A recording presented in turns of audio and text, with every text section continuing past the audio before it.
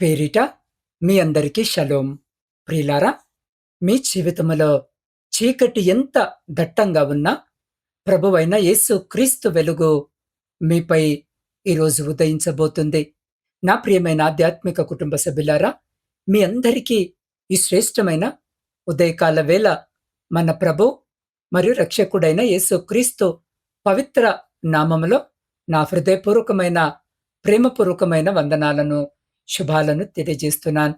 ఈరోజు దేవుడు మీకు ఒక ప్రత్యేకమైన దైవిక వర్తమానాన్ని అందించబోతున్నాడు. మీరు అనుకుంటున్నట్టుగా ఈ ఉదయము మీరు ఈ వీడియోను తెరిచి యాదృచ్ఛికంగా కాదు, పరలోక తండ్రియే మిమ్మల్ని పేరు పేరున పిలిచి మీ కన్నిటిని తుడవడానికి, మీ భారాలను తొలగించడానికి ఈ క్షణాన్న మీతో ఆయన నేరుగా మాట్లాడుతున్నాడు. ఈరోజు మీరు ఎదుర్కొంటున్న ప్రతి సమస్యకు ఒక దైవిక పరిష్కారము లభించబోతుంది. దేవుని హృదయ స్పందనను మీ అంతరంగములో అనుభూతి చెందబోతున్నారు. కాబట్టి నా వెంటే నాతో కలిసి పూర్తి విశ్వాసముతో ఈ 3 దైవిక విశ్వాస ప్రకటనలను మీ నోటితో బిగ్గరగా పలకండి. ఈరోజు సర్వశక్తిమంతుడైన దేవుడు నా పక్షమున నిలబడి ఉన్నాడు. ఈరోజు నన్ను భయపెడుతున్న ప్రతి శోధనపై నాకు విజయము కలగబోతుంది. ఈరోజు పరలోకపు దేవుని అద్భుతమైన ఆశీర్వాదాన్ని నేను నా జీవితంలో స్వీకరిస్తున్నాను. ఆమెన్. ప్రియులారా, ఈ జీవము గల మాటలు మీ దినమంతటికి ఒక ఆధ్యాత్మిక కవచములా పనిచేస్తాయి. ఈ ప్రసంగము మీ ఆత్మకెంతో బలప్రదముగా, మీ కుటుంబానికి ఆశీర్వాదకరముగా అనిపిస్తే వెంటనే ఈ వీడియోను ఒక చిన్న లైక్ చేయండి. మరియు మన ఈ ఆధ్యాత్మిక కుటుంబంలో భాగస్వామ్యము అవ్వడానికి నా ఛానల్ని సబ్స్క్రైబ్ చేసుకోండి. ఇప్పుడు మన కళ్ళు మూసుకొని మన హృదయాలను దేవుని వైపుకు తిప్పి ఒక చిన్న ఉదయకాల ప్రార్థనని చేసుకుందాం. పరిశుద్ధుడా, ప్రేమగల మా పరలోకపు తండ్రి, మీ జీవము కలిగిన ఉన్నతమైన నామమును బట్టి స్తుతులు, స్తోత్రాలు, వందనాలు. దేవా, ఈ నూతన ఉదయాన్ని మాకు అనుగ్రహించినందుకు మీకు కోటాను కోట్ల స్తుతులు, స్తోత్రాలు, కృతజ్ఞత వందనాలను చెల్లించుకుంటున్నాం. ఈ వాక్యము వింటున్న ప్రతి బిడ్డ జీవితంలో మీ పరిశుద్ధాత్మ శక్తి దిగివచ్చునుగాక. వింటున్న ప్రతి హృదయానికి ఓదార్పును, విడుదల, స్వస్థత లభించునుగాక. దేవా, ఈ వాక్యాన్ని అందిస్తున్న నీ దాసుడనైన నన్ను నీ సిలువ చాటున మరుగుపరిచి వినగలిగే చెవులను, గ్రహించగలిగే హృదయం మాలో ప్రతి బిడ్డకు దయచేయమని యేసు క్రీస్తు శక్తివంతమైన నామములో ప్రార్థించి అడిగి పొంది ఉన్నాము మా పరమ తండ్రి. ఆమెన్. ప్రియ సహోదరి, సహోదరులారా, ఈరోజు మనము ధ్యానము చేయబోతున్న దైవ లేఖనము మత్తయి సువార్త 27వ అధ్యాయం నుండి తీసుకోబడింది. ఈ అధ్యాయంలో పరమ పవిత్రుడైన యేసు క్రీస్తు ప్రభు పొందిన శ్రమలు, ఆయన మరణము, ఆయన సమాధి చేయబడిన విధానము గురించి రాయబడింది. ఈ లేఖన భాగాన్ని మనము లోతుగా పరిశీలిస్తే, ఒకవైపు మనుషుల ద్రోహము, వెన్నుపోటు, అన్యాయపు తీర్పులు, ఎగతాళి, భయంకరమైన శారీరక వేదన కనిపించినప్పటికీ, మరొక వైపు సమస్తాన్ని తన ప్రభావముతో నడిపిస్తున్న దేవుని అద్భుతమైన ప్రణాళిక మనకు స్పష్టముగా కనిపిస్తుంది. అసలు ఆ రోజేం జరిగింది? యేసును 30 వెండి నాణేలకు అప్పగించిన యూదా పశ్చాత్తాపపడి ఆ డబ్బును దేవాలయంలో పారవేసి వెళ్లి ఉరివేసుకుని చనిపోయాడు. ఆ అన్యాయపు సొమ్ముతో ప్రధాన యాజకులు కుమ్మరివాడి పొలాన్ని కొని పరదేశుల సమాధి కొరకు కేటాయించారు. అప్పుడు రోమా అధిపతి అయిన పొంతి పిలాతు ఎదుట విచారణ జరిగింది. నిరపరాధి అయిన యేసులో ఏ తప్పు లేదని తెలిసినా మనుషుల భయము వల్ల, ప్రజల ఒత్తిడి వల్ల పిలాతు తన చేతులు కడుక్కొని బరబ్బను విడుదల చేసి యేసు క్రీస్తు ప్రభును సిలువ వేయడానికి అప్పగించాడు. ప్రియులారా, అక్కడ సైనికులు ఆయనపై ముండ్ల కిరీటముంచి ఎర్రని వస్త్రాన్ని తొడిగి ఆయనను అపహాస్యము చేస్తూ ఉమ్మివేశారు. ఆ తర్వాత కురేనీయుడైన సీమోను చేత సిలువను మోయించి గొల్గోతా అనే స్థలములో 2 దొంగల మధ్య రక్షకుడైన యేసును సిలువ వేశారు. ఆయన తన ప్రాణాన్ని అర్పించిన ఆ క్షణాన భూమి కంపించింది. కొండలు బ్రద్దలయ్యాయి. దేవాలయపు అడ్డుతెర పైనుండి క్రిందికి రెండుగా చినిగిపోయింది. ఆ తర్వాత అరిమత్తయి వాడైన యోసేపు ధైర్యముగా వెళ్లి పిలాతును అడిగి యేసు దేహాన్ని తీసుకొని తన కొత్త సమాధిలో ఉంచాడు. శత్రువులు భయపడి ఆ సమాధికి ముద్ర వేసి రక్షకులను కాపలిగా ఉంచారు. నా ప్రియ సహోదరి, సహోదరులారా, ఆలోచించండి. అప్పటి చారిత్రక పరిస్థితిని ఒక్కసారి కళ్ళ ముందుకు తెచ్చుకోండి. రోమేల అణిచివేత, ప్రధాన యాజకుల మతపరమైన కుట్రలు, యూదా యొక్క మోసము, ఇవన్నీ చూసిన శిష్యులకు అంతా అయిపోయింది అనిపించింది. తమ నమ్మకమంతా సమాధి చేయబడిందని వారు నిరాశలో మునిగిపోయారు. కాని ప్రియ సహోదరి, సహోదరుడా, జాగ్రత్తగా విను. దేవుని వాక్యము మనకేమి వెల్లడిస్తుంది? మనుషుల ముగింపు అని అనుకున్న చోటే దేవుడు తన గొప్ప రక్షణ కార్యాన్ని ప్రారంభించాడు. శిలువపైన యేసు కార్చిన ప్రతి రక్తపు బొట్టు వెనుక నీ ఉద్ధరణ ఉంది. సమాధికి వేయబడిన ప్రతి ముద్ర వెనుక నీ పునరుత్థాన విజయము దాగి ఉంది. ఈరోజు ఈ వాక్యాన్ని వింటున్న నా ప్రియమైన సహోదరి, సహోదరుడా, మత్తయి 27వ అధ్యాయము మీ ప్రస్తుత జీవిత పరిస్థితులకు ఎంతగానో వర్తిస్తుంది. ఈ ఉదయము మీ హృదయము ఏ విషయమే భారముతో నలిగిపోతుందో నాకు తెలియదు. కాని సర్వశక్తిమంతుడైన దేవునికి సమస్తము తెలుసు. మీరు ఉద్యోగము లేక ఎంతో కాలముగా నిరాశలో మునిగిపోయి ఉన్నారా? నెలల తరబడి ఇంటర్వ్యూలకు అటెండ్ అవుతున్నా తిరస్కరణలే ఎదురవుతున్నాయా? ప్రతి తలుపు మూసివేయబడిందని రోధిస్తున్నారా? లేదా మీ కుటుంబంలో తీవ్రమైన ఆర్థిక భారాలు మిమ్మల్ని చుట్టుముట్టాయా? అప్పుల బాధలు, మీ కుటుంబంలో తీవ్రమైన ఆర్థిక భారాలు మిమ్మల్ని చుట్టుముట్టాయా? అప్పుల బాధలు మీ రాత్రి నిద్రను పాడు చేస్తున్నాయా? సమాజంలో అవమానాలు అనుభవిస్తున్నారా? లేదా కుటుంబంలో అనునిత్యము గొడవలు, కలహాలు, అర్థము చేసుకోలేని తనాలు మిమ్మల్ని నిరాశలోనికి నెట్టివేస్తున్నాయా? మీ ఆరోగ్య విషయంలో వైద్యులు ఇక ఏమీ చేయలేమని చేతులెత్తేశారా? దీర్ఘకాలిక రోగముతో శరీరము నలిగిపోతుందా? భవిష్యత్తు ఏమవుతుందో అనే ఆందోళన మీ ఆత్మవిశ్వాసాన్ని దెబ్బతీస్తుందా? నా ప్రియ సహోదరి, సహోదరుడా, ఒక్కసారి గొల్గొతా శిలువ వైపు చూడండి. నిరపరాధి అయిన యేసు క్రీస్తు కూడా అన్యాయపు తీర్పునెదుర్కొన్నాడు. ఆయనను పరిహసించారు, ఉమ్మివేశారు, ముండ్ల కిరీటాన్ని తొడిగారు. కాని ఆ శిలువ శ్రమల వెనుక ఒక మహత్తరమైన పునరుత్థాన మహిమ దాగి ఉంది. మీరు ఒంటరిగా లేరు.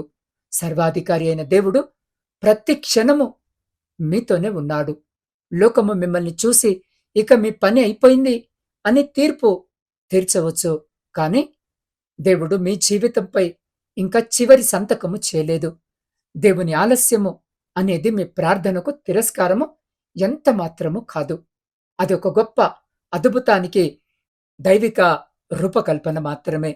నా ప్రియ సహోదరి, సహోదరుడా, మీ జీవితములో ఏ తలుపైతే మూసివేయబడ్డాయో, ఏ అనుబంధాలైతే తెగిపోయాయో, ఆ మూసిన తలుపు వెనక దేవుడు ఒక అద్భుతమైన ఆశీర్వాదాన్ని సిద్ధము చేస్తున్నాడు.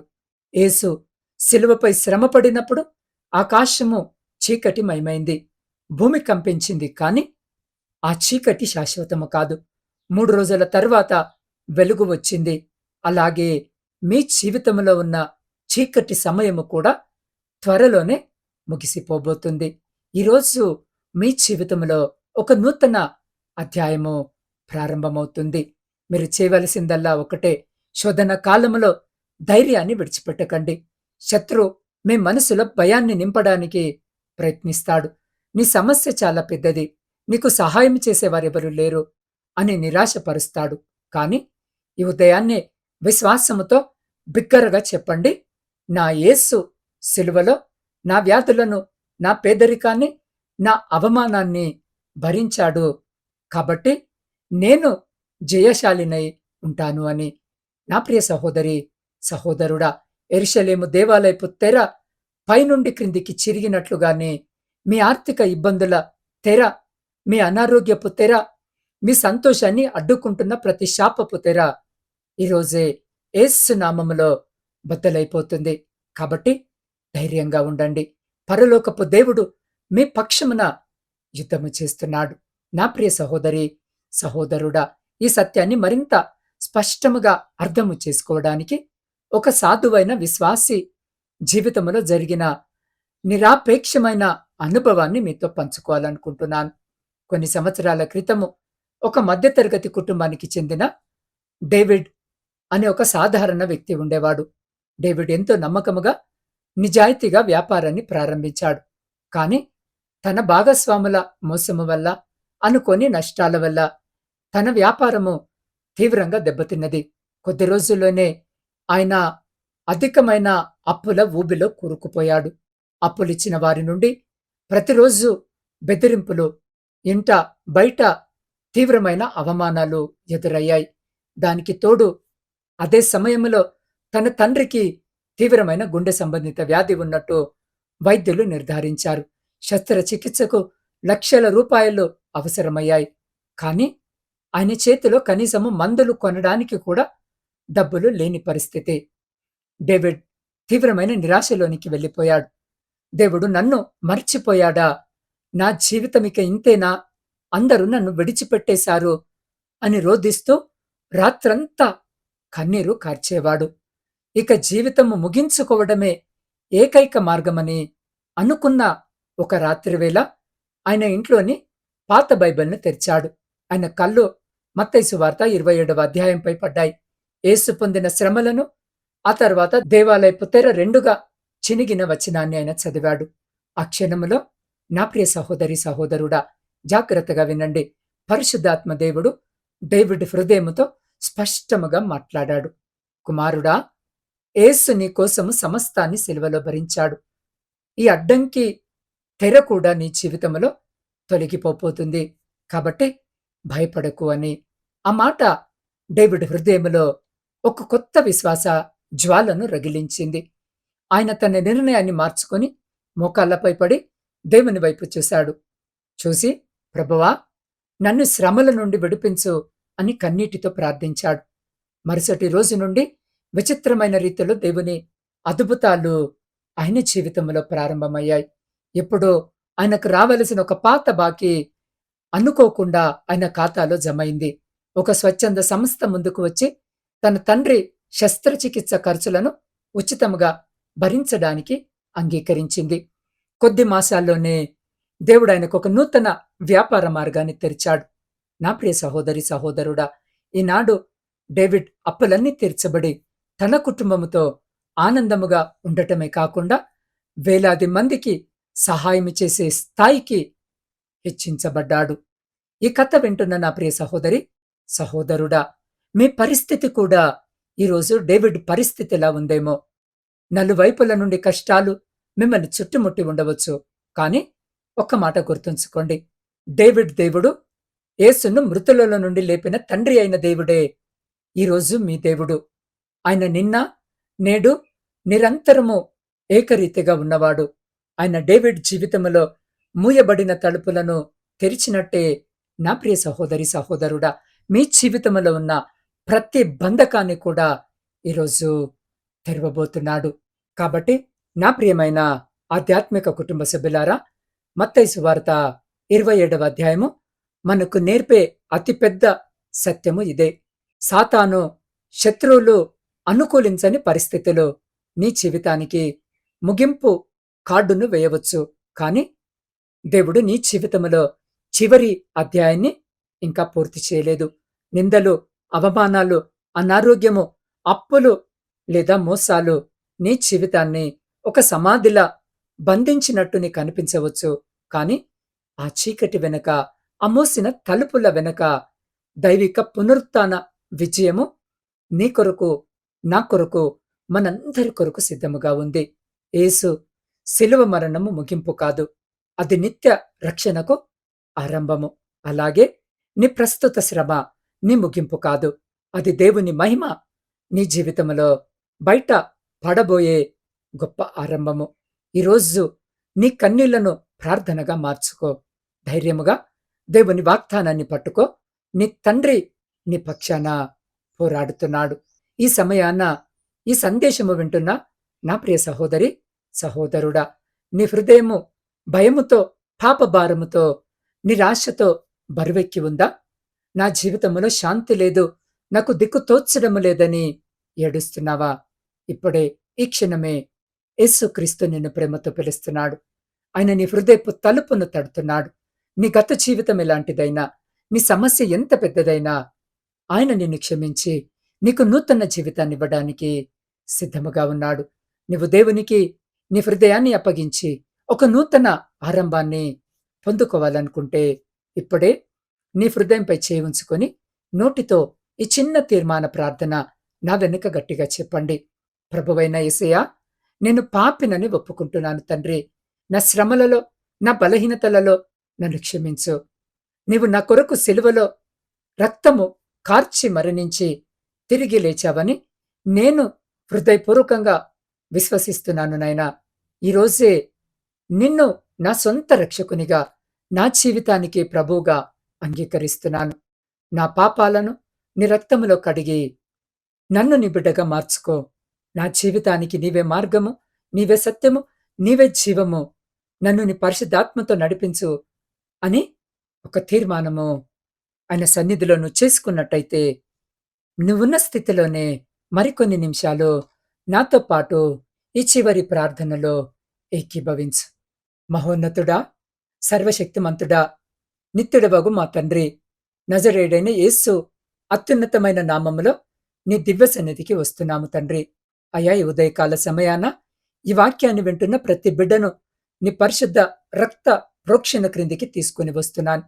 దేవా, కుటుంబాలలో నెమ్మది లేక నిత్యము గొడవలతో నరకయాతన అనుభవిస్తున్న కుటుంబాలను ఇప్పుడే నీ సమాధానముతో నింపమని వేడుకుంటున్నాం.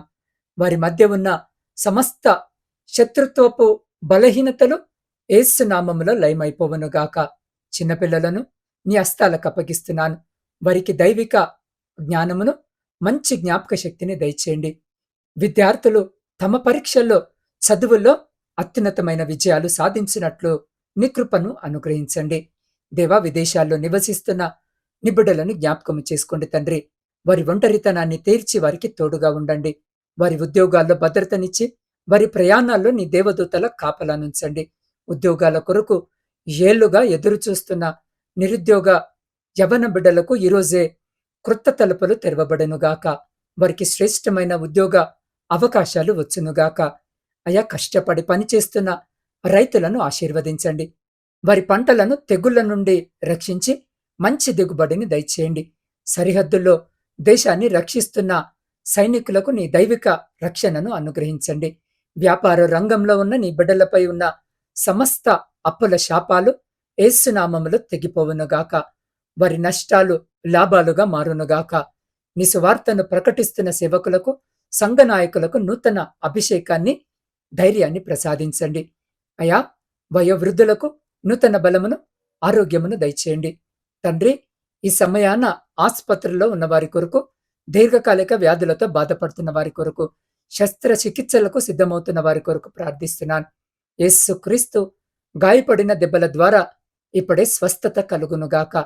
క్యాన్సర్, కిడ్నీ సంబంధిత వ్యాధులు, గుండె జబ్బులు, బీపీ, షుగర్, సమస్త పక్షవాతపు బలహీనతలు యేసునామములో ఇప్పుడే విడుదల పొందునుగాక.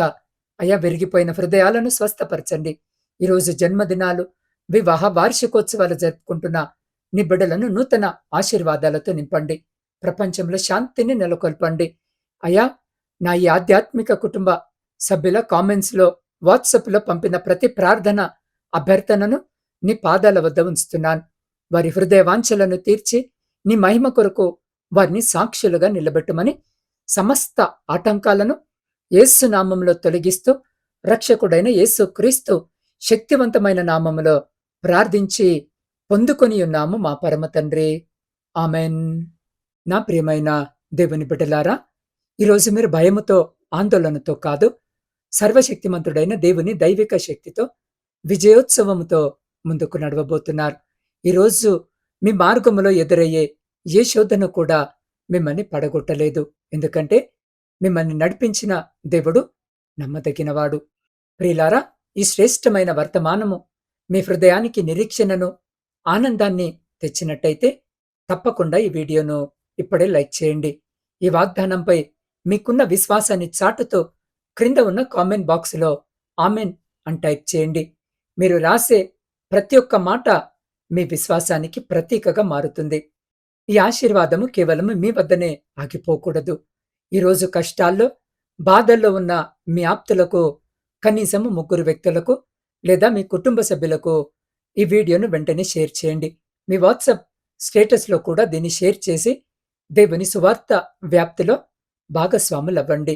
మీకెలాంటి ప్రత్యేక ప్రార్థన విన్నపాలు ఉన్నా మీ హృదయ భారాలను నా వాట్సాప్ స్క్రీన్ పైన కనిపిస్తున్న నా వాట్సాప్ నంబరుకు సందేశం ద్వారా పంపించండి. లేదా నేరుగా ఫోన్ ద్వారా నాకు తెలియజేసినట్టయితే నేను ప్రతిరోజు మీ కొరకు ప్రత్యేకంగా ప్రార్థిస్తాను. ప్రియులారా, రేపటి ఉదయకాల వాగ్దాన సందేశంలో మన మత్తయి సువార్త 28వ అధ్యాయం నుండి దేవుని అత్యంత అద్భుతమైన పునరుత్థాన శక్తిని మరియు నిత్య నిత్య జయాన్ని ధ్యానము చేయబోతున్నాం. ఆ సందేశము నీ జీవితంలో ఎలాంటి గొప్ప వెలుగు నింపబోతుందో చూడటానికి సిద్ధముగా ఉండండి. అస్సలు మిస్ అవ్వకండి. అప్పటి వరకు దేవుని కృప మీ అందరికీ తోడైండును గాక. ఆమెన్.